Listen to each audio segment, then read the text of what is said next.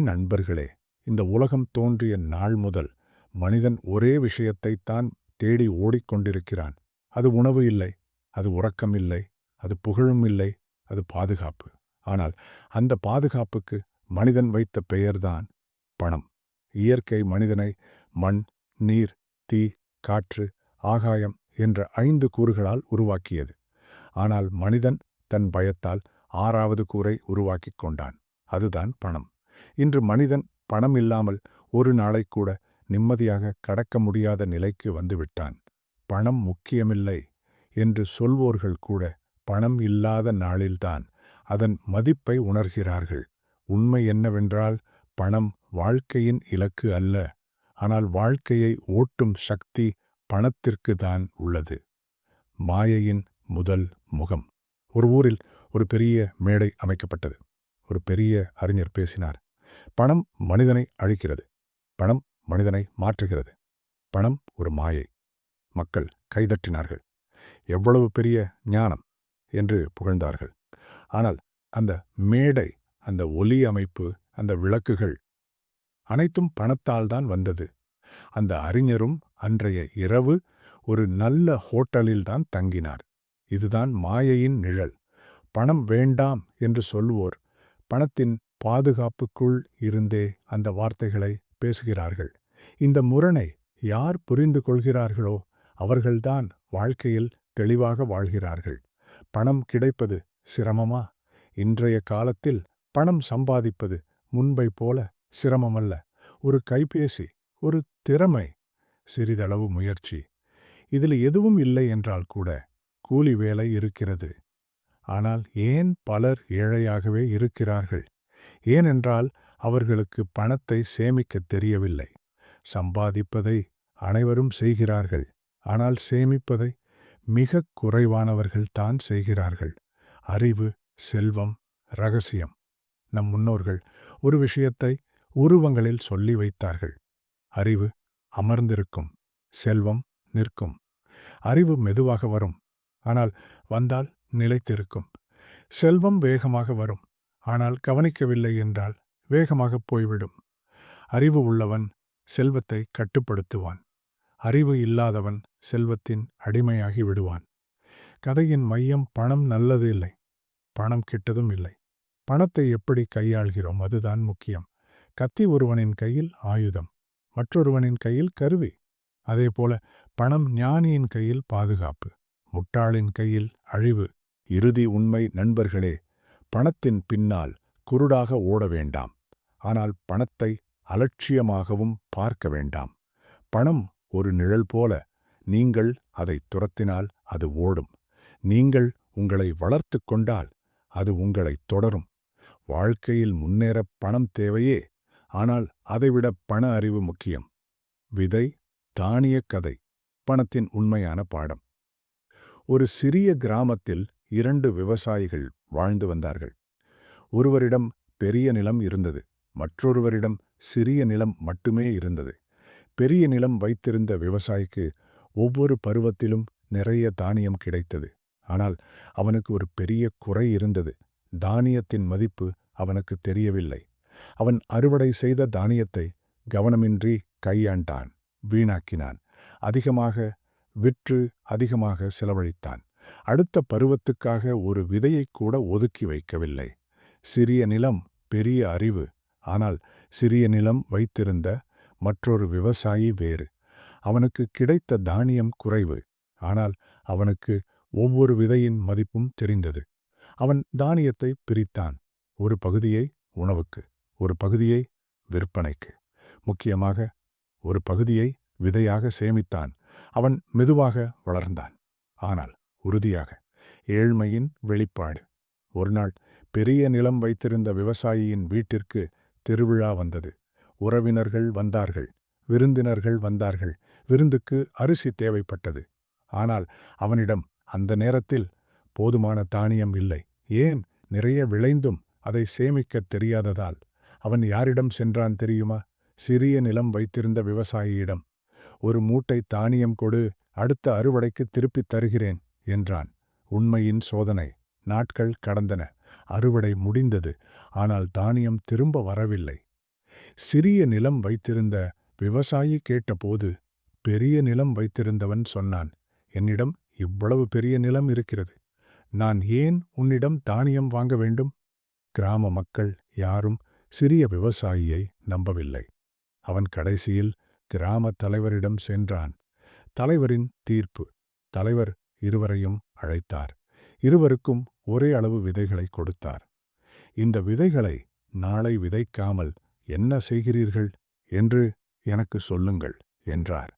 சிறிய நிலம் வைத்திருந்தவன் விதைகளை உலர வைத்து கவனமாக சேமித்தான்.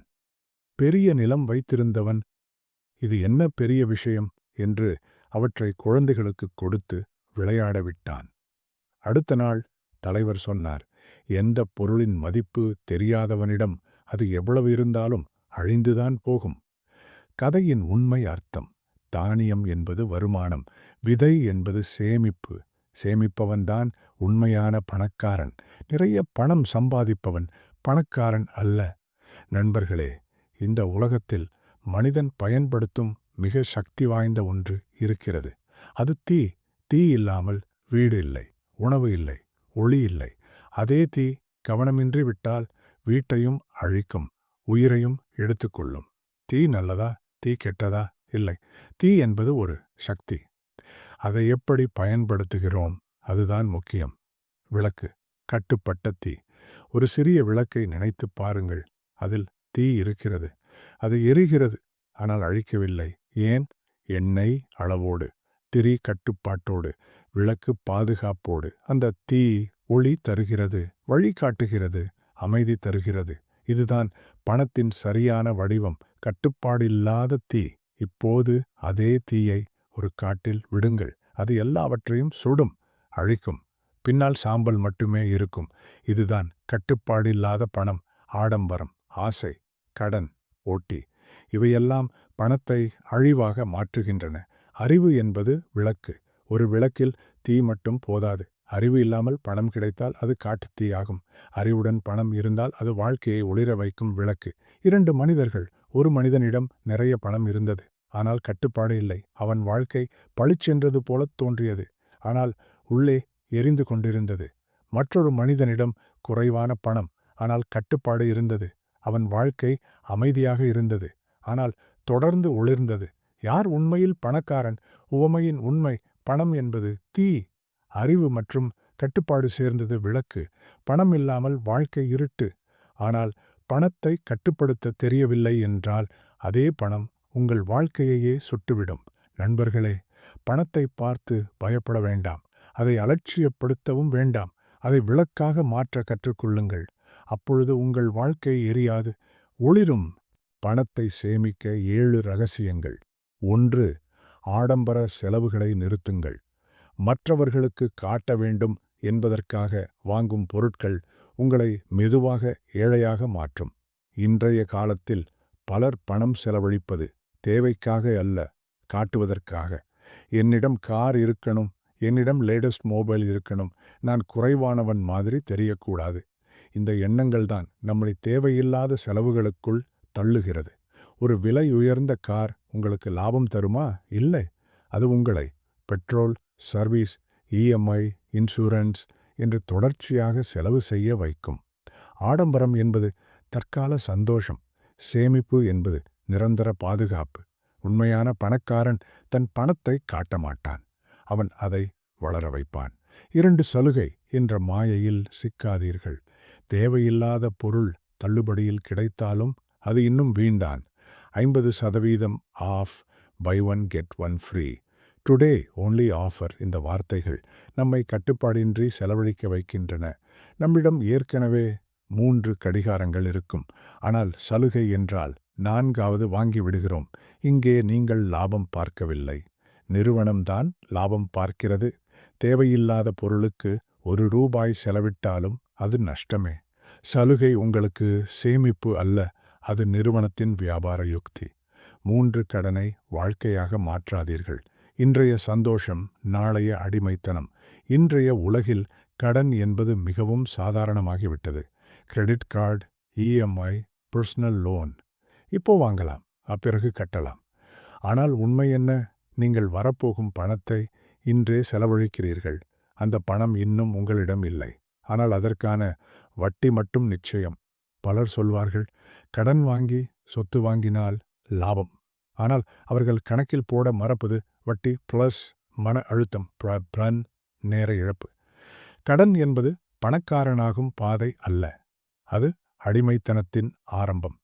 4 கேஷ் செலவழிக்கும் பழக்கம் வளர்த்து கொள்ளுங்கள்.